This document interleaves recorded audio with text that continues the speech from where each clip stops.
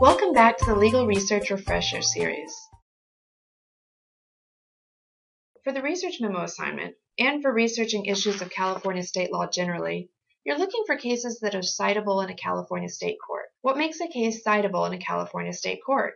You'll be looking for three things. First, the case must be published. Second, the case must be published in an official California reporter. Third, the case must still be good law. To make sure a case is still good law, you should check Shepard's or Keysight to make sure your case hasn't been overturned or that the precedent of your case hasn't been chipped away by subsequent case law. We'll start off by discussing what it means for a case to be published, and then we'll review how to tell if a case is published or unpublished. Let's get started.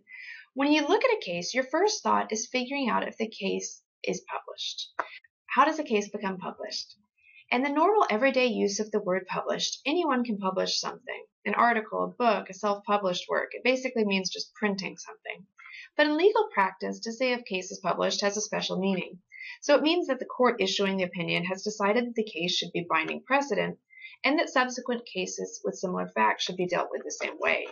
So when lawyers say a case is published, they're really saying that the court has selected the case to be binding in that jurisdiction. In your online research, you'll find a lot of unpublished cases. These cases haven't been selected by the judges as binding case law.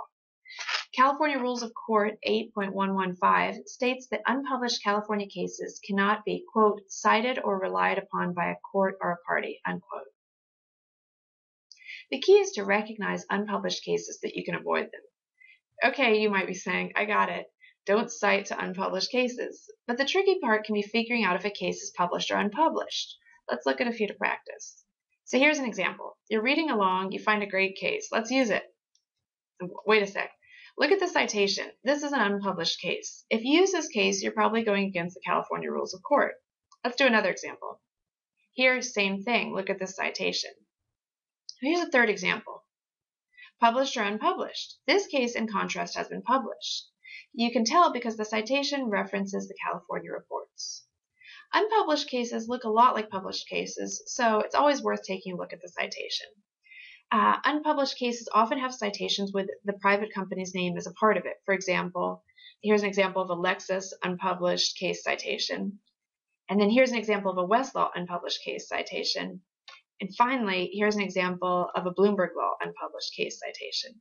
The companies put these cases on their websites because the cases could have some merit or shed light on the interpretation of a given issue. But for this assignment, and for practice generally, your preference is always going to be to cite published cases. It's your job as a lawyer to sift through and to weed out cases not selected for publication. Your next task is figuring out which cases were published in official California reporters. We want to select cases that were published in official California reporter because it means that a California judge selected the case to be binding on issues of California state law. Now, as a quick bit of background, you may recall that in general, you're looking for relevant cases from higher level courts in your jurisdiction. California Supreme Court cases are published in California Reports, and California appellate cases are published in California Appellate Reporter. Now, the great thing about the legal publishing system in California is that just from looking at a case citation, you can establish if the case is published in an official reporter. So this can be a huge time saver. Here are the citation abbreviations for those publications. Cal, sometimes abbreviated as just C, and CalApp, sometimes abbreviated as CA. Now remember here that all cases of the California Supreme Court are published, and they're published in the California reports.